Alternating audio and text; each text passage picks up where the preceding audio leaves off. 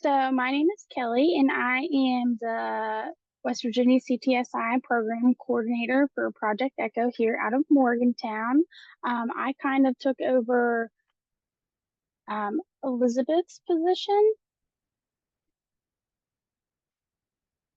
So I think we have a small enough group that we can go kind of through the Hollywood squares if everyone would be okay with that. And I'll have everyone introduce yourself, and then we'll go through and we will get started with our presentation.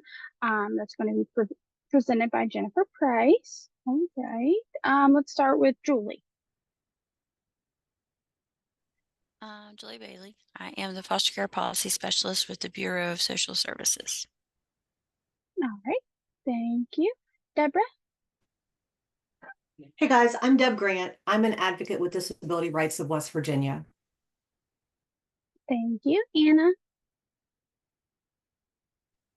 Hi, I'm Anna Butcher. I'm the Urgent Family Response Coordinator with WVU Behavioral Medicine. All right. Thank you. Stacy. Hi, I'm Stacy Lafferty. I am the director of the Moms and Babies program here at Southern Highlands in Princeton, West Virginia. All right. Is it Tira? Hi, my name's Tara. I'm with WVU Medicine. I work in Ruby. I do suicide assessments inpatient. Janine. Yeah, good morning. I'm Janine Bryle. I am with the West Virginia Perinatal Partnership. Thank you. Harold. I'm Harold Gunter. I'm the director of outpatient clinics here at Pocahontas Memorial Hospital in Pocahontas County, West Virginia. Glad to have you. Richard. Hi, Richard Thornton, Title IV-E Coordinator at Public Defender Services in Charleston. All right, thank you. Sarah.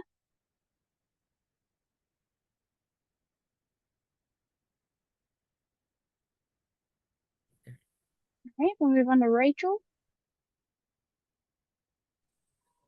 Hi, my name is Rachel. I'm the peer recovery support specialist, WVU Medicine. I work for the St. Joseph's Hospital Center for Women's Health. All right. Liz. Hi, I'm Liz. I am the program coordinator for the Drug-Free Moms and Babies program at St. Joseph's Hospital in Buchanan. All right. Brianne, did you already go?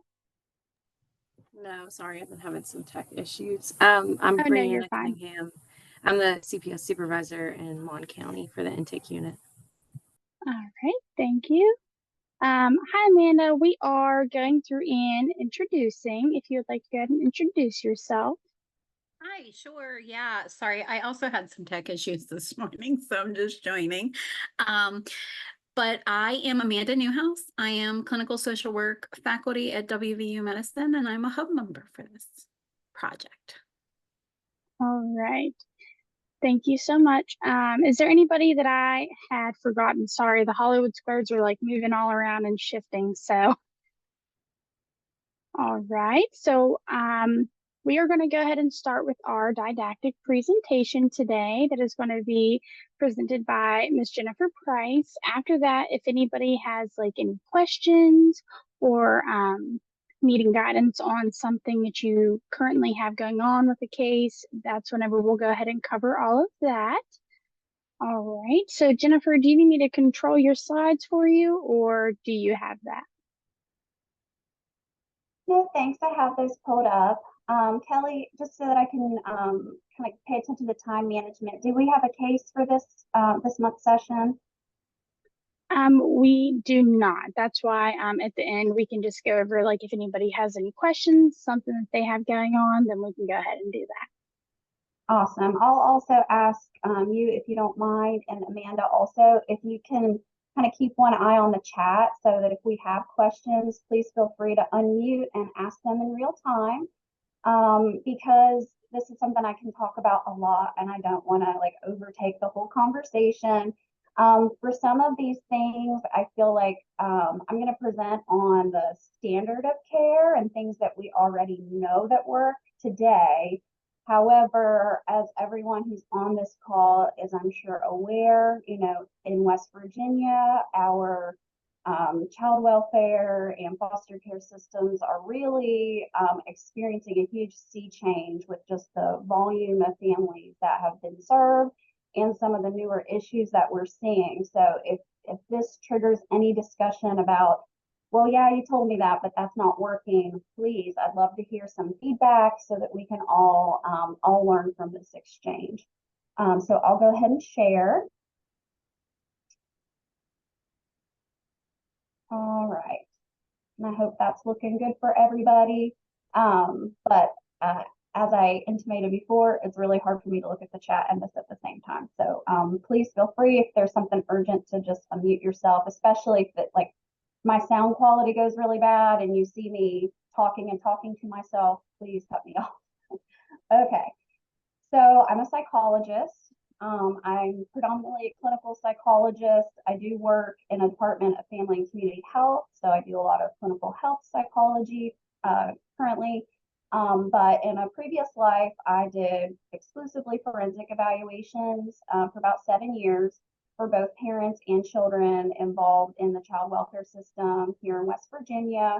Counties all across the state, mostly central to southern, but from west to east borders of the state. So I'm familiar with a lot of different jurisdictions, and I will talk based on my experience, and then also I think my experience as a mostly clinical service provider now, how that's shifted a little bit and what I see families struggling with. I don't have any conflicts of interest. I'm not being paid to be here, but this is a special topic of mine, so you can pretty much tempt me to show up somewhere and talk about this anytime. My learning objectives for today is that anyone who participates in this training will identify at least 3 common issues that families face during and after reunification, be able to recommend at least 3 different kinds of interventions that can help families, and also to be able to utilize a trauma-informed lens when working with families that are approaching reunification, not necessarily in that order. So I do want to give a disclaimer that all cases are different. And so I may make statements that are generalizations that are not going to apply to every single case. I also want to say that I'm going to be talking about the context of family reunification, but a lot of these issues can come up in families that have no history of child welfare involvement, following, for example, the loss of a parent or a divorce or other circumstances like that. So I'm certainly not wanting to speak in stereotypes today, just kind of going from my experience and my training background. Okay. So there are a lot of different definitions out there about what does it mean to be trauma informed. Specifically, what I'm talking about today in the context of reunification is a few key principles. So one being centering family life, involving the biological family in decision making at different steps of the process, and really valuing all aspects of that communal family life. I know a lot of times we can get, particularly when there's a removal, that means there's a court case involved. We can get in the weeds sometimes with the adversarial nature of proceedings. But really, when we're talking about reunification, this is a family that's going to have to function together and live together. So we really want to try to keep that in mind when we're making decisions. Safety and security. So we want to use practices in our speech and our actions that promote physical safety, not just of the child, but of all people involved in the cases, professionals, parents, children alike, but also that promotes psychological safety. When people feel a sense of psychological safety, they're better able to process information and learn new things. Whereas if they are triggered, if they're in a fight or flight reaction, they're really not processing very much of the information that's going on. So we want to try to promote safety and that sense of safety in our interactions. reframing. So a lot of the terms that we use when we're describing someone's behavior, especially if it's behavior that evokes a negative emotional reaction from us, some of those terms can minimize what the person's experiencing and can be judgmental. So terms like manipulative, attention seeking, and these are terms, folks, I mean, I've heard in court, I've heard in MDT meetings. I've attended a couple of team meetings for kids that are receiving team evaluations for higher level of care, and I've heard these terms used about children. And so we really want to think about people who've experienced trauma. They've adapted to that situation the best that they can. So some of the behaviors that they picked up in that really unhealthy situation are going to be unhealthy, and those behaviors are things that help them to survive in that situation, but they might stop working when they're in a different environment. And we really want to just focus on how those behaviors are not helpful or not effective, as opposed to labeling the person for showing those behaviors. And also, we just want to be aware of screening and referral to treatment opportunities. So being able to identify signs of trauma and symptom management. Going into the depths of that is beyond the scope of today's presentation. From hearing everyone's background on the call, I think folks have a reasonable familiarity with signs of trauma and how to get folks treatment. If that's a pervasive issue that you're finding in your region, I'm sure Amanda and I would both be happy to answer questions about how to organize resources and how to make sure that you're able to bring that capacity to your interactions with high-risk families. Okay. I also want to just highlight trauma-informed for whom. So when I've gone to trainings, I feel like we do a good job as a system of talking about children, particularly younger children, and their experiences of trauma. But the whole process of maltreatment, investigating maltreatment, experiencing different consequences, different transitions, it's inherently a stressful process for everyone involved. And so all of us can experience trauma. So professionals, we struggle, I know I do, with burnout.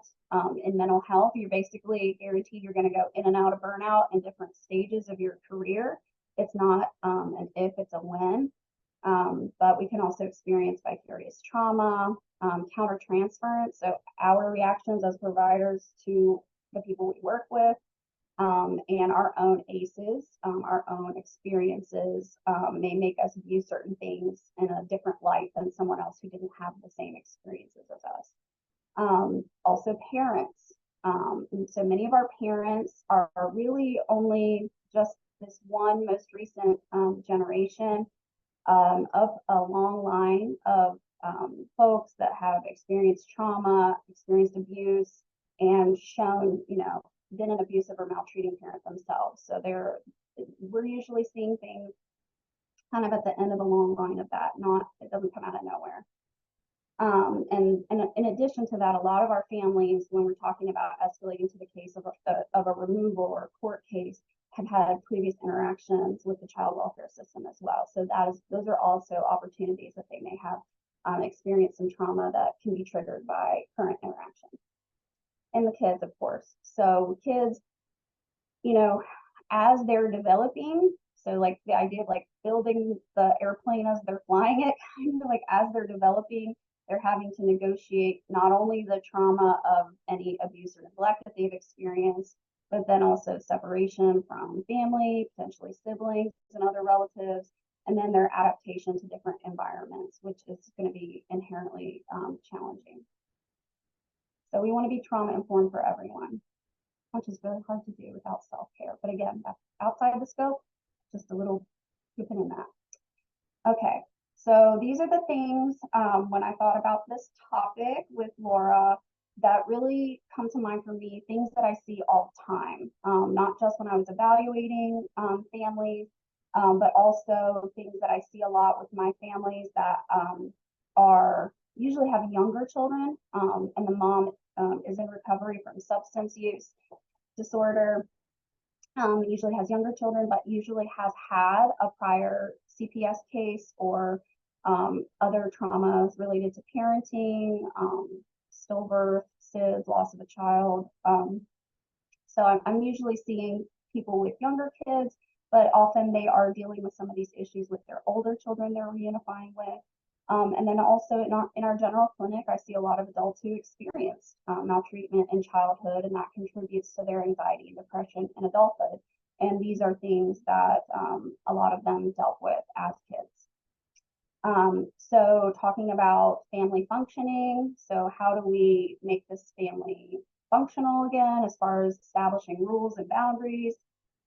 Co-parenting issues, particularly when there's been issues of domestic violence or just really unhealthy communication between the parents when they were together, and now you're having to co-parent with this person. Attachment issues. I'm not going to talk so much about the itty bitties with that today because Amanda's done a really good job of those in her presentations. I'll be focusing more on school-aged kids, but just the fact that attachment injuries, they occur at every age, and oftentimes parents have those as well. Finding help for kids who have behavioral health issues. And I also think just taking a little extra time to look at those families. So my experience is that a lot of times when there's a relatively uncomplicated case, our kind of boilerplate response can be pretty effective. You know, we have resources, even though they're stretched thin in some areas. In general, we have some good resources in West Virginia. But when kids have things that go beyond the original referral incidents, it can be really hard for these families to navigate getting help for a developmental or behavioral health issue if they're not given the guidance of what resources are available and where to start to. Dealing with hard feelings such as guilt, shame, anger, forgiveness, all the good stuff. And then also trauma being triggered during and after reunification. How can we help families have that safe, secure environment where they can heal together instead of their healing is creating at odds with the other members of the family? How can they heal together? Okay, so I'm going to talk about predominantly problems in these slides, and I have a slide with interventions that you are probably familiar with or have at least heard of before at the end. But this would be a good time if you need to cut me off or put a question in the chat or anything like that as I go through. Please feel free to do that. So things that I've seen a lot of issues with, parents, a lot of times if they've made it to the stage of reunification, they're doing well, they know to suppress abusive parenting or corporal punishment or things that they know they're not supposed to be doing anymore, but they don't know what else to use. And that can lead sometimes to parents really not parenting, kind of letting kids get away with more than is healthy for the child. Having a lack of a routine or clear expectations for day to day, or what is the child's responsibilities going to be. Oftentimes, we hope that those routines and responsibilities are going to be different than when they were living in the home if there was maltreatment going on. We want that to be different, but what should that look like? Parents' mastery of their own emotional regulation, or basic parenting skills under normal conditions. So they may know what to do and do a good job most of the time, but having difficulty applying those under stress. A main message I would like everybody to take home with them is that our kind of model we've been used to of CPS involvement, which is kind of that initial crisis is over, the case is closed, and now we're going to back off. I'm not saying that that is something that needs to change within the system, but I think we really need to be thinking about how are we going to our families to be set up so that they have some long-term support even after the case is closed to be able to deal with things like this, because these are issues that are not going to show up until the kids are back in the home full time, and that might take a few months for the stress of that to push parents past their limit of what they're already comfortable and knowledgeable doing. And part of the reason for that, I think that need to help families set that up for themselves, is that a lot of our families, at least in the Cabell County area, have really limited informal support system. So the families that can absorb the stress of a parent being incapacitated, even just temporarily, the ones that can absorb that stress without CPS getting involved, they already do that.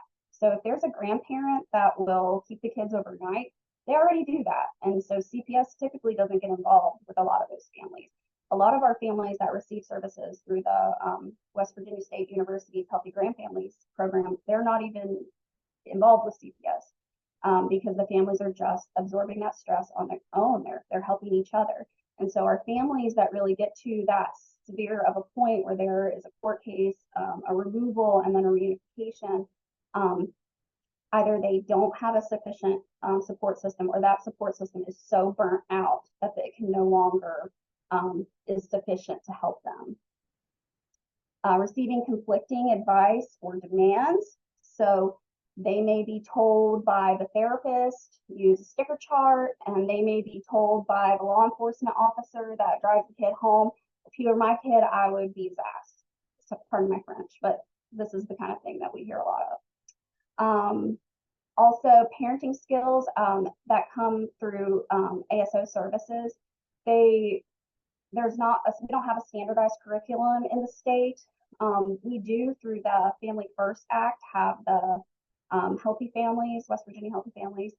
They have a standardized curriculum, but a lot of our other providers don't necessarily have one. And so you don't necessarily know what you're going to get when those services are being ordered. And they may not necessarily be trauma informed. A lot of our older curricula that were used were very behavioral, and they're just not up to date with what we know in the psychological science. And they may not be appropriate for children who have developmental disabilities or behavioral health issues.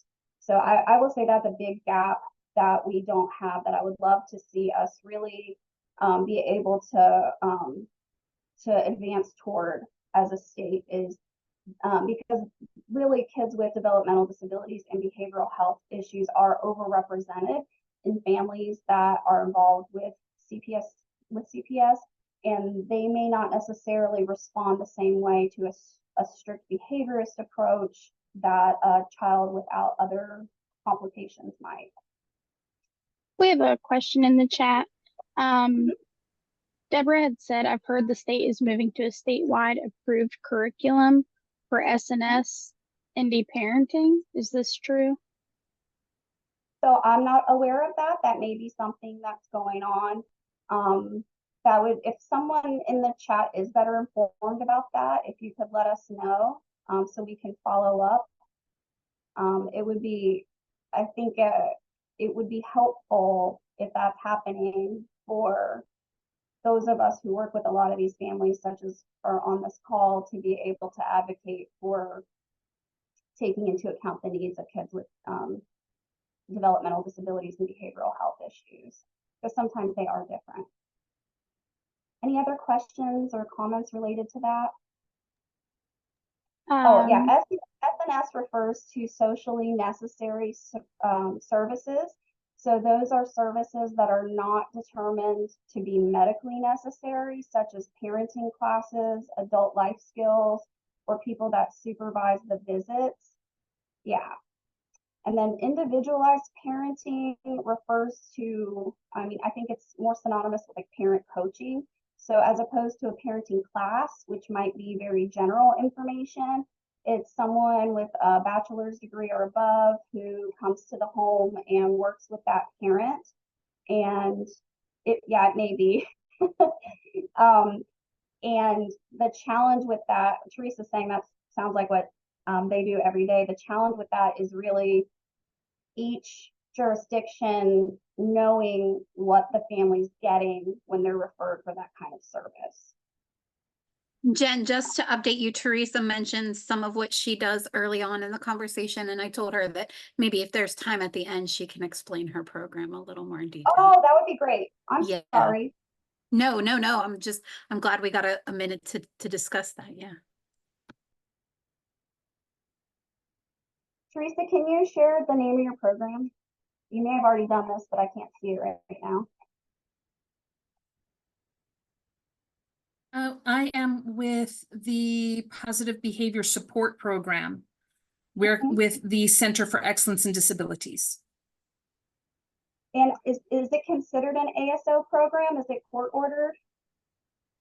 Oh, no, we are grant funded by DHHR, or one of the things it's turned into.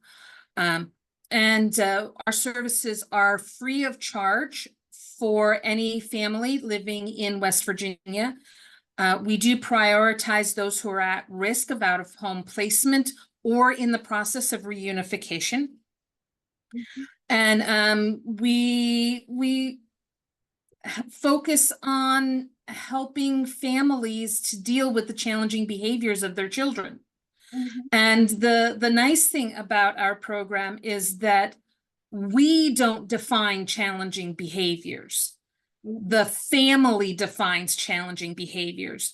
And then we work with the family to try and figure out what's the purpose of those challenging behaviors, and then how the family can change their environment and the ways they're approaching subjects and conflicts in order to better help their children learn and to just keep the peace in the household. Yeah, that's awesome.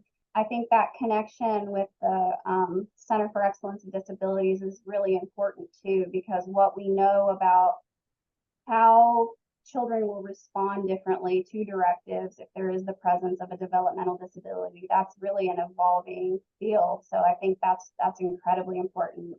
Well, I'm glad to hear that. See, this is why I encourage people to participate, because we all learn more when we talk to each other. I will say, though, I don't think that is the standard of care that a lot of our families are receiving if they're court ordered to do IP. All right, so I want to talk a little bit more about another kind of groups of challenges that we see, which is I put all under the heading of co-parenting. So having to exchange information and negotiate visitations with an abusive or volatile partner. So even if maybe that partner isn't necessarily abusive in a sense that we would think of physical violence, but if they have untreated mental illness or active substance use, they may be acting in a very volatile manner. And a parent who has just newly regained physical custody of their child may have difficulty knowing what to do. In my experience, when families are going through family court, divorce or infant guardianship proceedings, they do tend to get some counseling on negotiating these conflicts. But what I've personally seen in child welfare cases is that they don't necessarily get that same guidance. But things like using a portal to communicate with, or having a referral to high conflict parenting classes, those are things that families can benefit from, even if they're not necessarily going through a divorce proceeding, but one parent is going to have to functionally gatekeep visitation from the other parent, which can include co-parenting with a previously uninvolved parent.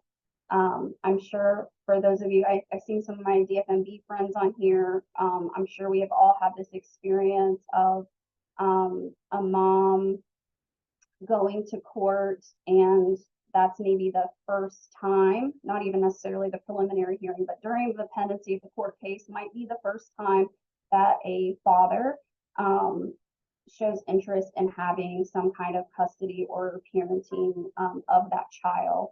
And so that can be really hard to restructure the family around that. Sometimes it can be a good thing. Sometimes it can be something that adds another layer of challenge for that family. So for example, I've seen this happen quite a bit where that then there's almost like a tug of war. So there's like an implication that the parent who is, possibly, who's in recovery from substance use disorder, the mom, a lot of times in my case, I'm not trying to come off as really gendered here, it's just our program is the nature of it, that she's taken care of the child for 12 years, becomes pregnant, there's a CPS case, they look, into the older child, so bio dad pops up out of nowhere and has had no material support or visitation up until that time, expresses some interest, but then does not follow through. And so that's another trauma for that child that then the custodial parent is going to have to deal with. And I've seen many cases where that happens, or say even both parents are served at the same time for a case, one of the parents not following through with any of the improvement period or being able to pass drug screens, and just assuming that they're going to get visitation after their rights are terminated through the parent that did complete the improvement period, which is very frustrating. And I think parents in that situation would also benefit from some counseling around, what are their rights and what are ways to communicate that don't put them at risk of potentially physical harm or stalking.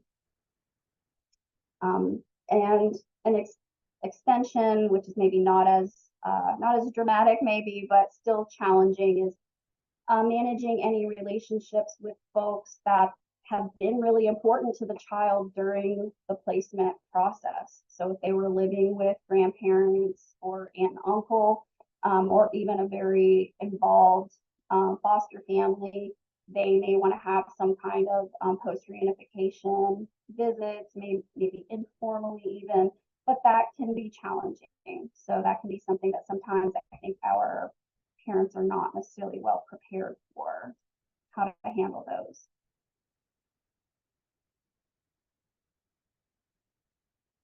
Attachment. As I mentioned before, I'm going to use this as kind of a broad umbrella of, secure versus insecure attachment, or even disorganized attachment, but I'm not going to go too much into that first 2 years. The specific issues that can happen really are going to be context dependent based on the age of the child and what's going on with the family prior to any kind of court involvement.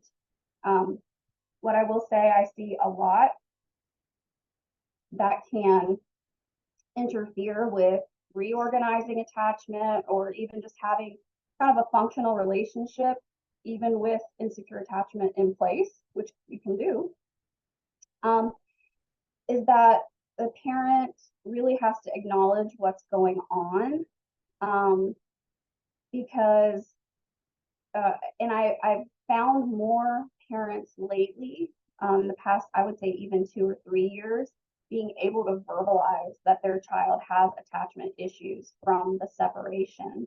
I think that was a concept that was not paid a lot of attention to previously. So I'm glad to hear parents acknowledge that more, and that even if they're not going to blame and shame themselves for that, that they're acknowledging that's part of what their child is struggling with and how can they help them. Because if they do parent from that guilt and give in all the time, that can create additional issues that impair the family functioning and the child's functioning. And also, even taking it further than guilt, kind of a toxic shame can really make the parent shut down.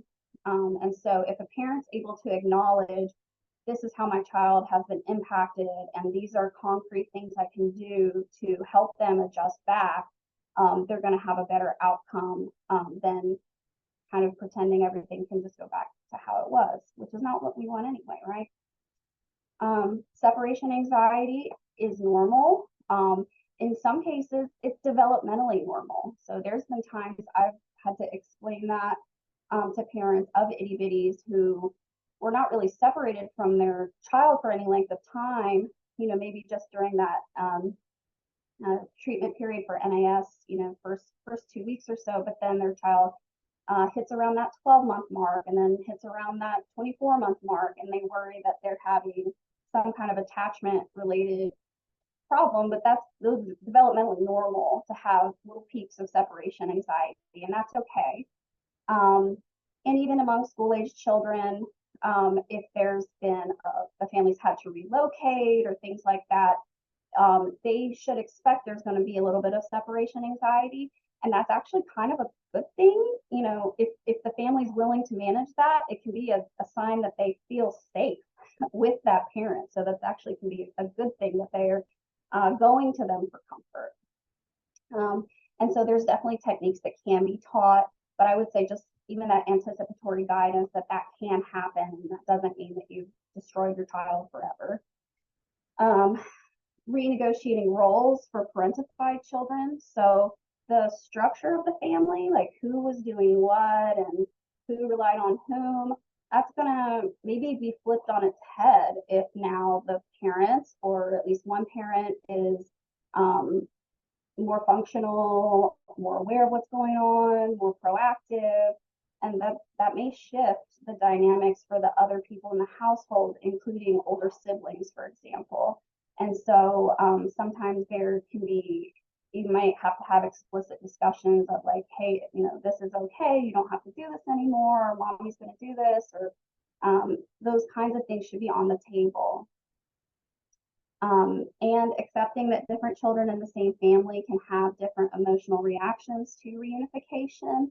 Again, that's going to be expected because they may have had different relationships with the caregivers, and they've had different relationships with each other, different memories, different experiences, and so they may have different reactions. It's not uncommon to see, I'm just going to stereotype what I see is mostly like the oldest is maybe a little bit more reserved and kind of like, let me just see what's going on here, and the middle child super excited about going home, wants to go home, wants to move forward with reunification a lot faster. That's pretty typical.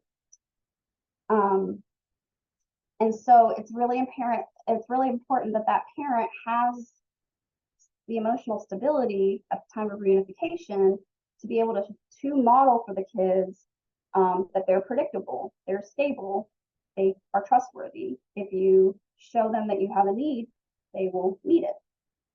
Not 100% of the time, but most of the time. Richard had said in the meeting chat that he's continuing to broadcast the I CAN grant funding opportunity, the impacting child abuse and neglect. Yeah, I'm trying to upload it right now. And this is the for kind of improving capacity for public defender offices, right, throughout the state for these kind of cases. Well, it's more. Let me Sure. I didn't mean to derail your presentation. I'm just trying to upload it, but there's it's more than just about representation. It's also supportive services now. So please continue, and I'll let me upload this. All right. Okay. So I wish I had a really concise and easy answer for this kind of topic of finding help for kids with behavioral health issues, but as with other things we talk about in West Virginia, a lot of it's going to have to do with where, you know, what region you're in, what your system is like.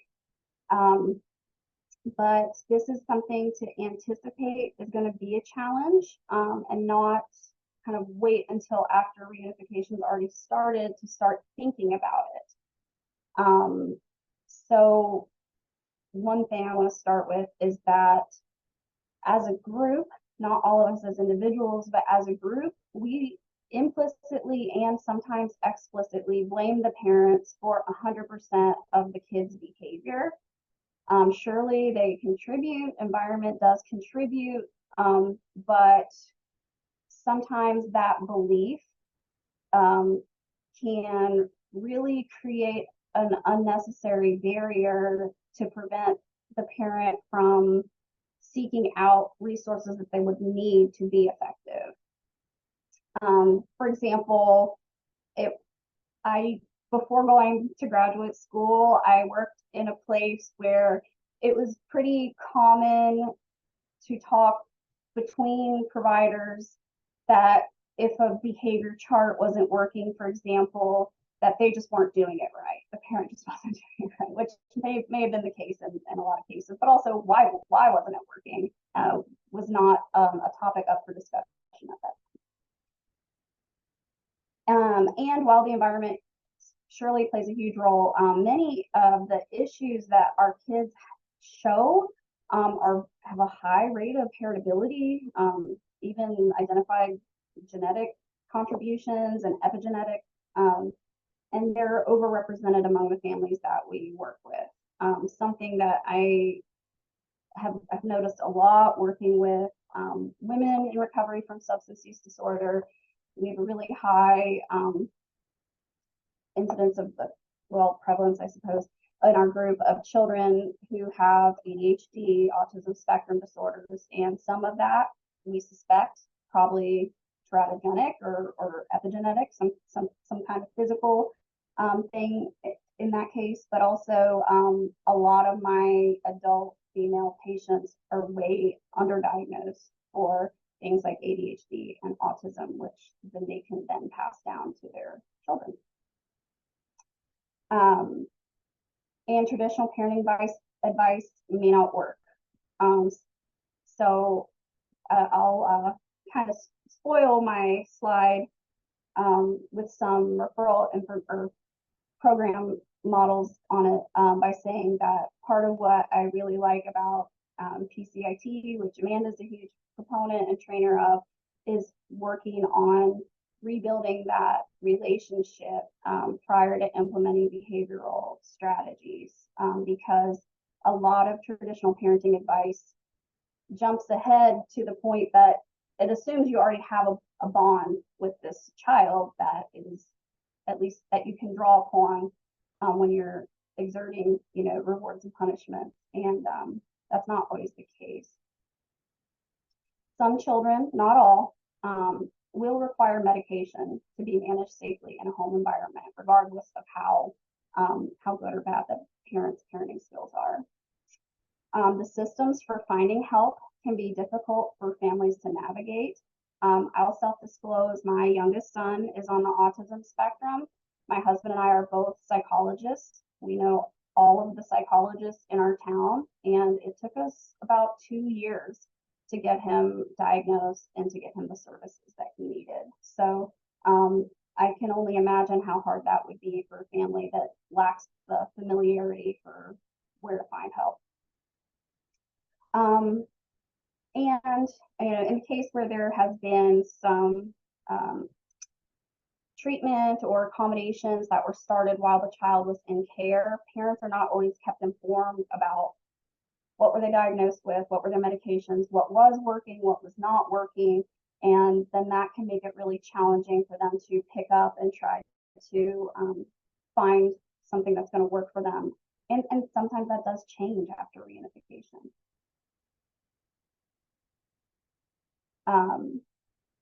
Hard feelings. I would say this, I do hear from a lot of my patients that are, they're parenting young children in a different frame of mind and with a better level of functioning than they did with older kids that they may be reunifying with. They will be very honest with me about this, but I hear it most from my adult patients that are have experienced maltreatment in childhood, who talk about what stands out to them about, if there were periods of time, maybe they went to live with a grandmother or an aunt and then they went back home, or maybe they were actually in formalized foster care and went back home. What were the things that they still hang on to in adulthood that they have trouble processing? So a lot of those adults I work with, their parents never apologized to them about the things that they experienced. And part of that can be that a lot of people cope with this like overwhelming sense of shame for things that they might have done by using defense mechanisms. So just denying it, placing it out of mind, or utilizing unhealthy coping strategies such as returning to use in the case of substances. And so, no, they're not necessary. And you know, they're not allowed to talk about it while the case is ongoing, right? Like there are certain rules in visitation that they're not supposed to be talking about these things, but you know, in the appropriate environment, you know, a facilitated environment after you see stability of both parent and child, then those could be some really helpful conversations. Kids may not know how to express or process their anger at their parents. And when they try, sometimes they can be, thank you, Richard, for posting that stuff in the chat. Sometimes when they do express their anger, it gets shut down, and or if a parent has a hair trigger, then it escalates an argument, and so it's not a healing way of dealing with anger. It's shut down. Whereas when parents go hands off because they don't want to engage in a altercation, a back and forth, you know, escalation, but they don't know what to do. Sometimes they go hands off, and then that kind of really passive, indulgent parenting that can happen can reinforce that aggression from children. So we see that a lot, where sometimes a child that was removed or reunified ends up bullying a parent who is trying to reestablish themselves as an authority figure in the home. Happens the other way too, where they're being, you know, unhealthy or coercive parenting style resumes, but I see it a lot of times with people that feel guilty. They shut down and they give up, for lack of a better word. So we try to give them the skills they need not to do that. And also, you know, it's normal for kids to grieve a parent who's no longer in the household, or who is not able to visit, or who refuses to visit. So sometimes, especially in households, I think, where, and I'm sure it happens in other vice versa as well, but I see it a lot where mom is the custodial parent who's been able to get the case closed and has custody, but there may be two different fathers. One is passing drug screens and coming for visits, the other is not, and handling that grief and being able to understand what to do for the child can be really challenging. All right, and we'll do, although I believe we've kind of addressed trauma at these different levels, I just want to point out a few things. Parenting, and this is both in the case of our parents that are undergoing the reunification process, but this is just parents, period. So myself, my people I see in the clinic, you know, unaffiliated with CPF in any way, parenting is triggering for your own trauma because of potentially your own experiences of maltreatment, seeing how young and vulnerable your child is and thinking like, how could someone have done that to me at that age? A lot of our families also are experiencing trauma from an abusive relationship with a co-parent. They've not parented this child before without that figure. And potentially trauma from loss of previous children, both, you know, losses of their life, but also losing custody, being not having visitation for long periods of times, and having that fear that that's going to happen again. Trauma from the separation itself. These are all things that I think we don't think about necessarily with the parent and what might be going on for them psychologically, even when they should be happy, you know, that their kids are home. And then also for kids, We don't always anticipate. I think sometimes we do well when kids are a little bit older and able to express more verbally. But a lot of kids, even if they're eager to return home, that can reignite some of their trauma symptoms that may have been pretty stable when they were in care. All right. These interventions should sound familiar to everyone on the call, but I want to just kind of highlight them. And I was glad to have some discussion earlier about newer programs that may be accessible to our families that we work with. But TFCBT, so trauma-focused CBT, is the manualized treatment. I believe most, if not all, of our CACs in the state have been certified to provide this treatment, and it provides some psychoeducation, some coping skills for kids that have PTSD symptoms, and there are modules that are designed for the parents to be able to help them to kind of reinforce the skills learned at home. Dialectical behavior therapy is an intensive outpatient treatment that was developed for personality disorders, but at its core is focuses on interpersonal relationships, mindfulness, emotional regulation, and tolerating stress, and is really excellent for adults who, even if they have do not have a diagnosis or don't qualify for a diagnosis of borderline personality disorder, but if they have pervasive problems in these areas and have, thereby having traits of BPD, even if it may have been caused by complex trauma, substance use, DBT will teach them the skills that they need to be able to regulate themselves and have relationships with others. There are also a few of DBTA programs in the state in which the teenager is actually who is the identified patient, but parents participate in like skills reinforcement groups so that they also know how to reinforce skills at home.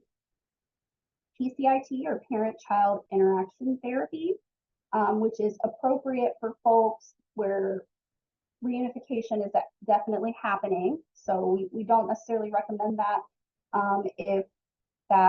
if we're not trying to rebuild that relationship, or if we're not sure what's going to happen with that relationship. There are fortunately a lot of really great opportunities to get trained in PCIT, of which Amanda is involved with some of them. But all of our WVU and Marshall both offer certification in that. So we have more PCIT providers than we ever have before, which is great. And it is a behavior management therapy, but it really has a focus on building a positive relationship between the parent and child in the early stages, so that behavioral interventions actually have more meaning and more effectiveness to them. The CSED waiver, I think everyone on the call should be familiar with, but these provide a means for paying for wraparound services for children that have an emotional disturbance between the ages of 3 years old and 21 years old.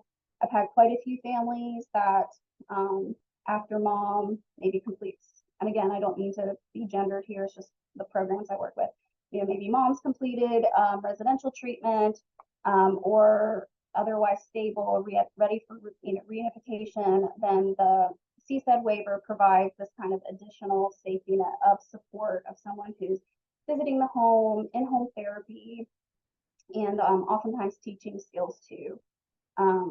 And the criteria for that are having the diagnosis and 2 or more areas of functional impairment, which can be home and school, for example.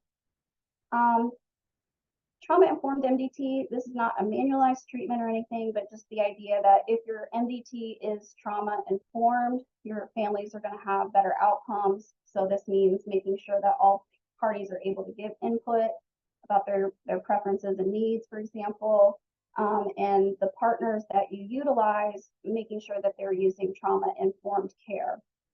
So that, again, I feel like there's a lot of, sometimes you don't know what your what you're going to get until you've worked with a certain agency a few times, but really scoping out people's protocols and their staff and making some face-to-face relationships so that you know that they are actually providing trauma-informed care and that maybe they're capable of working specifically with kids that have trauma and behavioral issues. All right. Right, we have about 3 minutes, just so you know. Sorry. No, so that's it. All right. Does anybody have any questions for Jennifer? Jennifer, it's Richard Thornton. I apologize. I didn't mean to break up your presentation or distract in any way. I'm just trying to continue to get the word out about this grant funding opportunity.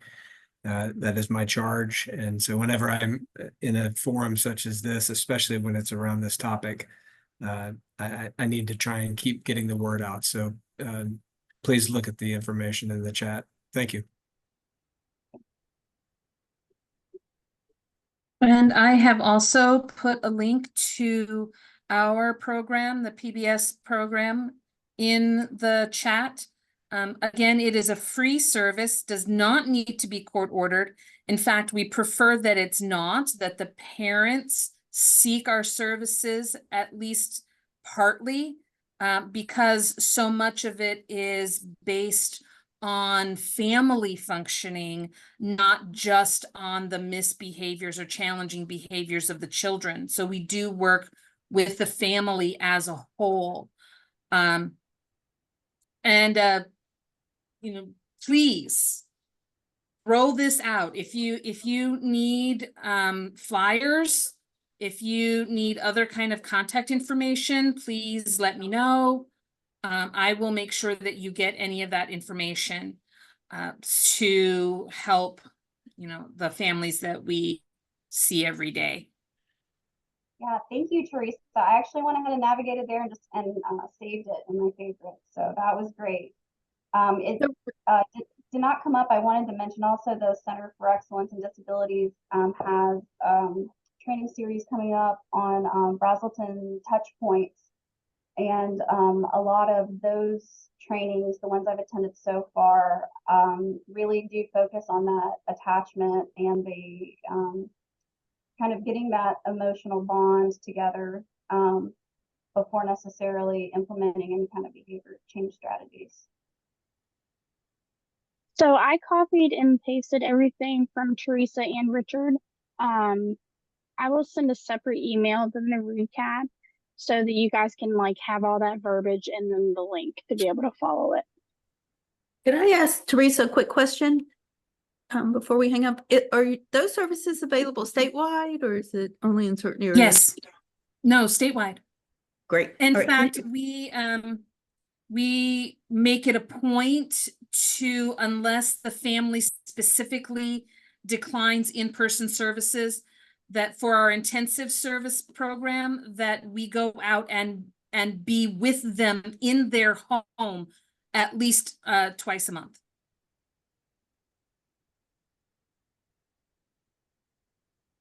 All right. Does anyone else have anything? It's about 11 o'clock, so I don't want to keep anyone waiting. Jennifer, I want to thank you so much for taking the time out today and presenting to the group and sharing a lot of useful information. And thank you for everyone in the chat and in the group that's helped today. We're going to go ahead and wrap up. Our next session will be August 21st. It's going to be on adolescent brain development, and that's going to be presented by Dr. Lillard and Dr. Swiger. So, all right. Thank you, everybody, and take care.